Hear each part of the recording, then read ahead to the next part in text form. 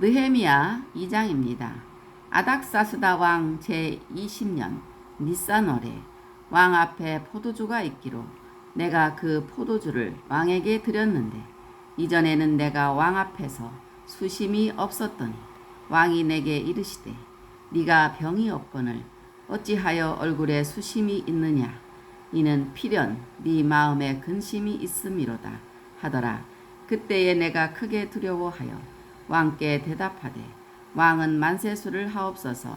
내 조상들의 묘실이 있는 성읍이 이제까지 황폐하고 성문이 불탔사오니 내가 어찌 얼굴에 수심이 없사오리까 하니 왕이 내게 이르시되 그러면 네가 무엇을 원하느냐 하시기로 내가 곧 하늘의 하나님께 묵도하고 왕에게 아뢰되 왕이 만일 좋게 여기시고 종이 왕의 목전에서 은혜를 얻었사오면 나를 유다 땅 나의 조상들의 묘실에 있는 성읍에 보내어 그 성을 건축하게 하옵소서 하였는데 그때에 왕후도 왕 곁에 앉아 있었더라.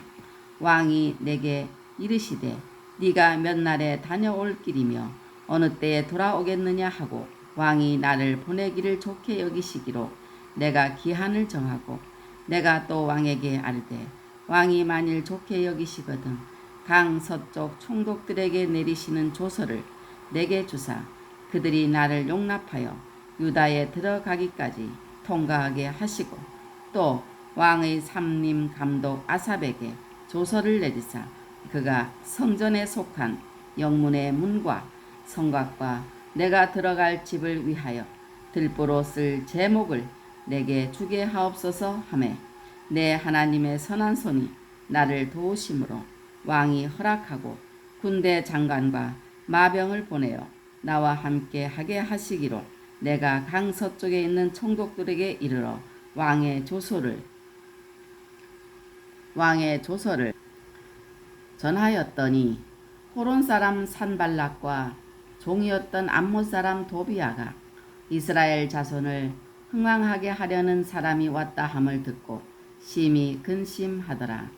내가 예루살렘에 이르러 머무른 지 사흘 만에 내 하나님께 예루살렘을 위해 무엇을 할 것인지 내 마음에 주신 것을 내가 아무에게도 말하지 아니하고 밤에 일어나 몇몇 사람과 함께 나갈새 내가 탄 짐승 위에는 다른 짐승이 없더라. 그 밤에 골짜기 문으로 나가서 용정으로 분문에 이르는 동안에 보니 예루살렘 성벽이 다 무너졌고 성문은 불탔더라. 앞으로 나아가 샘문과 왕의 못에 이르러서는 탄 짐승이 지나갈 곳이 없는지라. 그 밤에 시내를 따라 올라가서 성벽을 살펴본 후에 돌아서 골짜기 문으로 돌아왔으나 방백들은 내가 어디 갔었으며 무엇을 하였는지 알지 못하였고 나도 그 일을 유다 사람들에게나 제사장들에게나 귀족들에게나 방백들에게나 그 위에 일하는 자들에게 알리지 아니하다가 후에 그들에게 이르기를 우리가 당한 곤경은 너희도 보고 있는 바라. 예루살렘이 황폐하고 성문이 불탔으니 자 예루살렘 성을 건축하여 다시 수치를 당하지 말자 하고 또 그들에게 하나님의 선한 손이 나를 도우신 일과 왕이 내게 이른 말씀을 전하였더니 그들의 말이 일어나 건축하자 하고 모두 힘을 내어 이 선한 일을 하려 하매 호론 사람 산발락과 종이었던 암몬 사람 도비아와 아라비아 사람 게셈이 이 말을 듣고 우리를 업신여기고 우리를 비웃어 이르되 너희가 하는 일이 무엇이냐 너희가 왕을 배반하고자 하느냐 하기로 내가 그들에게 대답하여 이르되 하늘의 하나님이 우리를 형통하게 하시리니 그의 종들인 우리가 일어나 건축하려니와 오직 너희에게는 예루살렘에서 아무 기업도 없고 권리도 없고 기억되는 바도 없다 하였느니라. 아멘. 할렐루야. 오늘은 느헤미야 2장을 읽었습니다. 느헤미야 2장 5절에서 8절은 인정받는 일꾼은 어떻게 해야 되는가? 첫 번째, 하나님을 경외해야 하고 자기 직무에 충실해야 되고 선을 이루고 덕을 세워야 합니다.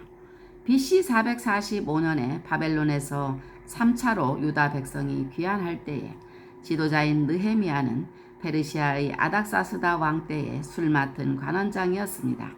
당시 술 맡은 관원장은 왕의 최측근에서 가장 신임을 받는 최고위 신하로 오늘날의 비서실장쯤 되는 사람입니다. 하나님은 역사를 주관하시는 우주의 주제 코네라고 하는데 카나의 분사형으로 소유자라는 뜻입니다.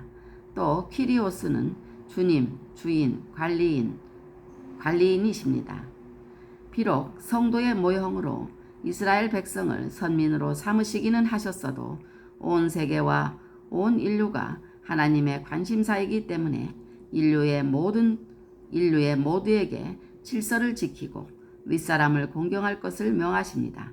그러므로 세상에서 섬기는 자를 주를 대하듯 하여 그의 신임을 받는다는 것은 하나님의 뜻에 부합한 것이고, 그러자면 그 원리를 하나님을 경외함으로 하나님의 말씀에서 배워야 합니다.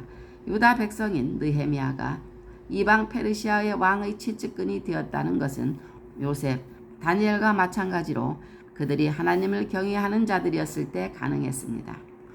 윗사람에게 신임을 받는 제1원리는 충성입니다. 느헤미야가 용기를 내어 아닥사스다 왕에게 예루살렘으로 가서 성을 건축하게 해달라고 청을 드렸을 때 왕과 왕후가 즉석에서 쾌히 승낙하면서 어느 때에 돌아오겠느냐고 하였는데, 이를 보면 그가 얼마나 충성스럽게 왕을 보필했으며 왕에게 얼마나 필요한 사람이었는가를 한눈에 알 수 있습니다. 사도 바울과 같은 고백을 할 수 있었으면 좋겠습니다. 인정을 받는 일반적인 원리는 선을 이루고 덕을 세우는 것입니다. 세상에서 빛과 소금의 역할을 잘 감당할 때에 하나님의 칭찬과 사람들의 칭송을 받을 것입니다.